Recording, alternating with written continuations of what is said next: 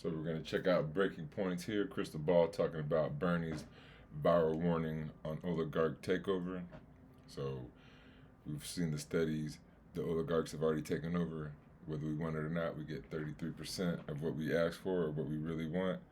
And they get the line that's more closer to the 45-degree angle.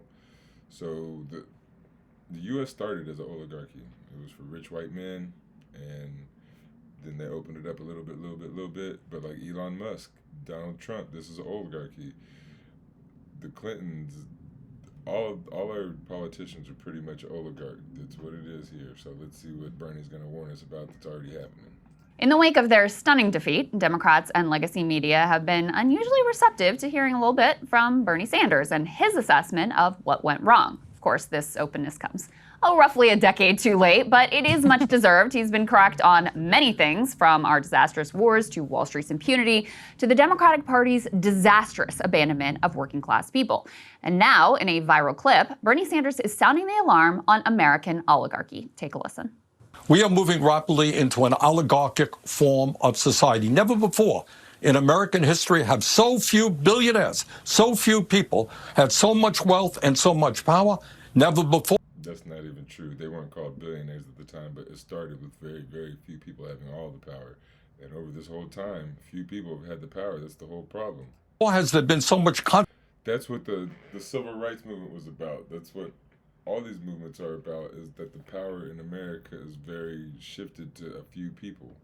And we've gone over that. There's a video I'll put at the end of this that talks about the wealth income inequality, and there was the Gilded Age back right before the Depression. That's what America is. Concentration of ownership, sector after sector, power of Wall Street, and never before in American history, and we better talk about this, have the people on top had so much political power. We can't go around the world saying, oh, well, in Russia, Putin has an oligarchy. Well, we got an oligarchy here, too. And in this last election, in both parties, billionaires spent huge amounts of money to elect their candidates. Now, the pathway to this oligarchy was paved with many things. You had Supreme Court decisions opening the floodgates of unlimited campaign contributions. You had the Republican Party's long-held position carrying water for the wealthy. And you had the Democratic Party's Clinton-era capitulation to these very same forces.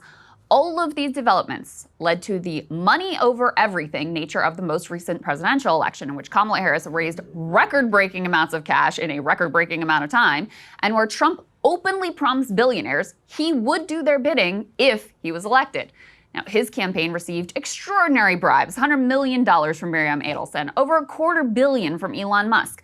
Musk's donation was of a size that, at least as far as we know, has never before seen in history. And Trump is already rewarding his big donors with consequential roles and what amounts to a brazen selling of government positions. According to a CNN analysis, nearly 36 of Trump's key administration picks were donors to his campaign. Now, of course, rewarding supporters with positions, that is also nothing new. But the size and scope here are truly without parallel. So for comparison, Joe Biden staffed his admin with 12 people who had previously donated to his campaign or affiliated groups. But where those 12 combined for contributions of about $100,000, Trump's key picks, they combined for $37 million in contributions, and that's without including Elon Musk, who put $262 million in and now has this powerful whole-of-government position to remake the entire federal government to suit his personal whims and desires. Yes, American oligarchy has been a long time in the making, but in the incoming administration, it is in full bloom like never before. And you can see the telltale signs, both in government molding itself to serve favored oligarchs. So the American oligarchy has been here for a long time. Let's go over some things. On this graph, an ideal republic would look like this. If 50% of the public supports an idea, there's a 50% chance of it becoming law. If 80% of us support something, there's an 80% chance. It makes sense, right? You get the idea. Take an idea that nobody supports, literally nobody, and it has about a 30% chance of becoming federal law. Now, take an incredibly popular idea, the most popular idea this country has ever seen, and there's also about a 30% chance of it becoming law. There's a catch. This flat line only accounts for the bottom 90% of income earners in America. 90. Economic elites, business interests, people who can afford lobbyists, they get their own line. Look at how much closer It's a lot their better. line. No, however, this still isn't the reality of how it's actually distributed. So here's what reality looks like on that same scale. The poverty line is now moved up to 11.6% with 37.9 million people living in poverty. The census defines that as making less than $12,760 per year, or about $35 per day for a single person under the age of 65. The middle class here is very hard to differentiate from the poor, and the richest people have so much wealth that it's hard to even comprehend. They don't even fit on the screen. But what's even harder to comprehend is just how much more money the top 1% holds in wealth compared to the rest of the nation. And what I want to accomplish in this video is show you how big that disparity is and how much it's actually changed since 11 years ago. According to recent Federal Reserve data, the top 1% of all Americans own a whopping 31% of the nation's wealth. That's $43.94 trillion of the nation's $140 trillion of wealth. The top 1% is defined as those having a net worth of over $11.1 million, and because they are so wealthy, the scale of them might be pretty hard to comprehend. In fact, we had to make a separate column just for them. If we expand our parameters slightly, the top 10% own means the entire bottom half of the population in the United States owns just a mere 2.45% of the entire nation's wealth. The crazier part though is that even though you think that's bad, that's actually an improvement since 2012, where the bottom 50% just owned 0.87% of the nation's wealth. That means the bottom half of the population has nearly doubled their total household wealth since 2012, but that doesn't really matter because the top 1% also. So that's since 2012, right? The bottom half has doubled their wealth. So the oligarchy has been here. The oligarchy has been here since it started. I will repeat that forever. But the closest we got to not having an oligarchy was from 30s to 70s, maybe 60s. When the tax code, look up the tax code. The tax code from the 30s to 70s or 60s was in the 90 percentile. And so as you can see on this tax chart, in the early 1900s, there was no tax. It was down below 10%. Around 1916, it went up into the 70s, close to 80%. Stayed in the 70s for a couple years. Around 1922, it dropped down, stayed low until 1931. The Great Depression was around 1927, 29, something like that, maybe 1931. But so these low taxes led to the Great Depression, right? And then they jumped taxes back up to the 70% in 1932-ish, it looks like. Stayed there till about 1935, jumped up into the 80, close to 80%, and then got above 80%, and it was above 90%, down to 80% back in the 40s, but stayed above 90% from 49 to 64. Where then I think it was it Nixon? I think Nixon dropped it. And then Reagan later. But I think it was Nixon here, dropped it, it went up a little bit, then back down a little bit, then here in the 80s, Reagan was in 80, right? So Reagan dropped it down, and once it got down to 50, it just stayed below. And since then, like, that's why we are from the, the 40s or whatever, the early 30s to the 60s, that's when we had our golden age or whatever. We grew the most, and we had the best minimum wage, and everybody had good jobs. One job could take care of people. It's because we taxed the rich. That was the one time we tried to un-oligarchy our society, right? And it worked. It worked real well. But if you're not going to tax the rich, you're going to have an oligarchy. That's just how capitalism works.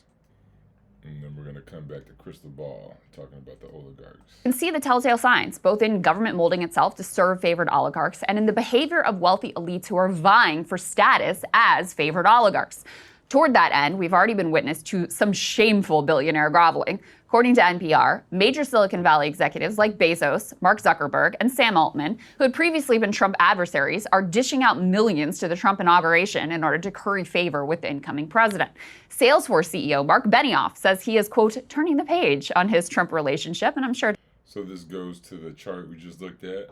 We get that 30% line. They get their line that's more to the 45-degree angle. So they just put money to the president or to whoever, the Congress people, and they get what they need. Doesn't hurt that Time magazine, owned by Benioff, just declared Trump Person of the Year. Silicon Valley historian Margaret O'Mara told NPR, quote, "Taken together, the donations and other celebratory gestures showcase an industry kissing the ring of an incoming president in hopes of something in return. It's just a recognition that there's not much to be gained in opposition, but perhaps there is something to be gained by being very clear about your support and hope that Trump does well." Now, Trump himself yesterday actually commented on this shameless groveling. Let's take a listen to that. Did you talk about tariffs in that meeting? Meeting with who? Apple CEO Tim Cook. I did have dinner with Tim Cook. I had dinner with sort of almost all of them, and the rest are coming. And this is one of the big differences, I think, between, we were talking about it before, one of the big differences between the first term. In the first term, everybody was fighting me. In this term, everybody wants to be my friend. I don't know. My personality changed or something. But I had, as you know, I had Sundar from Google, but I also had Sergey. Nobody reported that. Sergey is the owner, the primary owner, along with his friend, as you know. And Sergey was here also. I can't believe you didn't pick that one up. Nobody picked that up. But I will tell you, no, it's a big difference. The big difference is that the first time everybody was fighting me. Have you got a suspension trainer, but you don't know how to use it to actually build lean muscle? Do stuff like working at McDonald's, all that, and whatnot. But then, does he have McDonald's workers actually come to Mar-a-Lago? Does he talk to McDonald's workers? Does he actually work with these people? So, like, the oligarchy has been here for a long time. I'm gonna end this video here, or stop with the Krystal Ball anyway. So, right, just the U.S. started as an oligarchy. It was rich white men owning slaves. Women couldn't vote. Men without land couldn't vote. White men without land couldn't vote, right? So it was only people who had property, who were considered wealthy. That is an oligarchy, the plutocracy, whatever you want to call it. And it's morphed since then, but they keep their power as best they can, and they only share it as they move higher and higher. So now we got black people with the right to vote, women with the right to vote, but now we got billionaires and trillionaires who just outsay them by far. The vote almost doesn't even matter anymore. All that matters is how much, like, if you got money like Elon Musk, you can go to space, you can make the cars you want, you can talk about making tunnels that you don't make, you can do whatever you want. But now that we got the right to vote, votes don't really matter that much. And this whole time, through breaking points, did she mention the Green Party once? Did she mention anything, any kind of real solution, a left-wing solution? You want to go through capitalism and rearrange capitalism, adjust capitalism? Okay. It's not going to work, but that's a right-wing solution.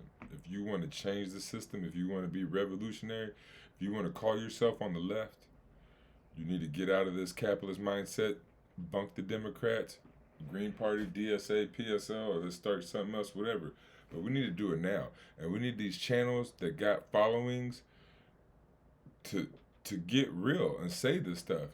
And on that level, like, share, subscribe, comment. Let's start a movement. Let's do this. Let's ground up. These people, they talk mess, but they ain't doing nothing. We need to start doing something. We need to push that Green Party. Call your local Green Party. Join it. Run for the Green Party. We need regular people in office rather than these rich people who don't understand what regular people are doing. But anyway, guys, that's the video. I'll catch you next time.